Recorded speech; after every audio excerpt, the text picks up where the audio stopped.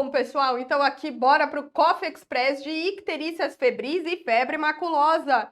Então, olha só, na leptospirose, vocês vão lembrar que ela tem uma fase febril aguda inespecífica, que se ele quiser te dar, ou se o examinador quiser te dar alguma dica, ele vai falar de mialgias em grandes grupos musculares, principalmente panturrilha e região dorsal, e uma exposição de risco, que no geral vai ser aí relacionado a algum trabalho em limpeza urbana ou exposição em enchente, tá bom?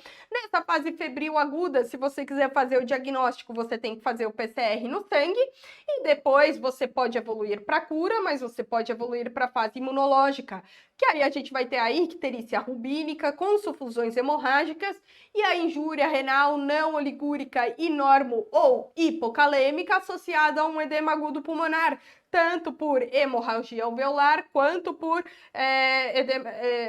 um dano pulmonar, edema agudo pulmonar, tá bom? Bom, nessa fase imunológica, você vai ter a eliminação da leptospira na urina, então você pode fazer o PCR na urina ou você pode coletar uma sorologia. Lembrar que a sorologia a gente sempre tem que ver a ascensão do título comparado em 14 dias, ou se a gente pegar um título realmente muito alto, acima de 1 para 800, aí a gente pode dizer que se tratou de uma leptospirose. E o tratamento é sempre diálise precoce. Por que precoce? Porque a gente faz a diálise no momento que a gente faz o diagnóstico com uma disfunção renal. Lembrar que, uma vez que não temos nem oligúria nem hipercalemia, a gente não tem as indicações clássicas de diálise na leptospirose, tá bom? Então, se tem dano renal, você já faz diálise. E vai fazer sempre ceftriaxone, tem que notificar em até 24 horas, porque nós temos medidas epidemiológicas a serem feitas de controle de vetores. Febre amarela, vamos lembrar que ela também tem uma fase febril inespecífica, aí ela evolui com uma remissão parcial dos sintomas por 12 a 24 horas, o paciente pensa que está melhorando daquela febre X que ele teve e do nada ele dá uma morridinha, porque aí ele evolui para a fase imunológica, que é aí uma falência hepática aguda. Se o examinador quiser te dar alguma dica, ele vai falar do sinal de Fagé, que é uma febre sem taquicardia compensatória por estimulação vagal. Mas cuidado que o sinal de Fagé, assim como a prova do laço, não é específico de febre amarela, assim como a prova do laço não é específica de dengue, tá bom? Bom, a falência hepática aguda, você vai fazer o tratamento suportivo, lembrar CIVD, alargamento de coagulograma, transaminases estouradas, orações fervorosas, contam bastante, e você tem que notificar em até 24 horas, lembrar que na febre amarela nós temos inclusive o sistema de vigilância de epizotias em primatas não humanos, ok? Com relação à malária, vocês vão lembrar que ela é a principal causa de febre em viajantes.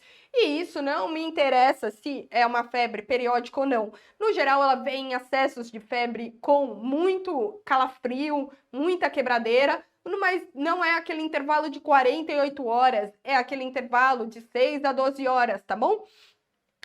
E a principal etiologia de malária envolvida no Brasil é a malária vivax, então nós não temos indicação de quimioprofilaxia com a Tovacone em território nacional, porque a vivax não funciona bem, tá bom? A falciparum, você sempre vai considerar malária grave, e uma vez que você considerou malária grave, você tem que usar derivados de artesimina, que principalmente aí vai ser o artesunato mais prevalente em território nacional.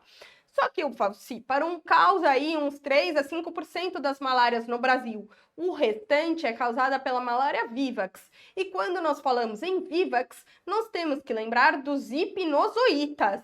Uma vez que temos hipnozoítas, temos que usar a primaquina, porque a primaquina é que combate essas formas que ficam latentes ali no fígado e são responsáveis pelas recaídas.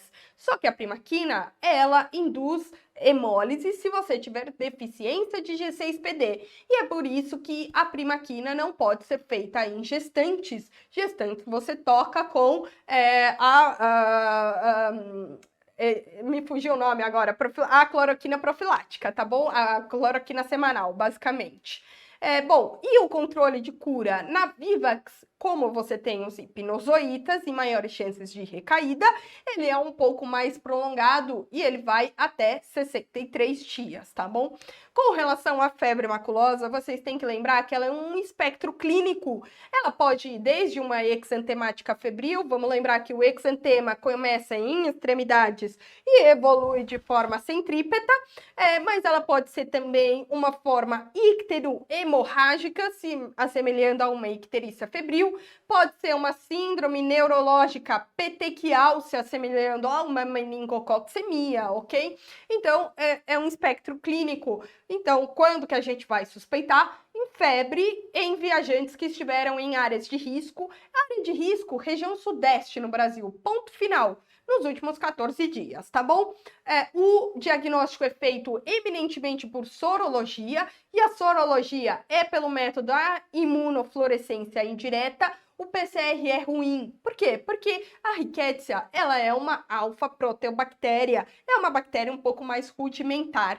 Então, não se usa PCR somente em casos fatais, só que a sorologia tem o intuito de fazer um diagnóstico epidemiológico, porque você tem que repetir em 14 a 21 dias. Logo, a doxiciclina é feita frente a um quadro clínico compatível, que tem todo esse espectro, junto de um vínculo epidemiológico. Doxiciclina é feita empírica, ok, pessoal? Era isso aí que eu tinha para dizer para vocês. Bons estudos!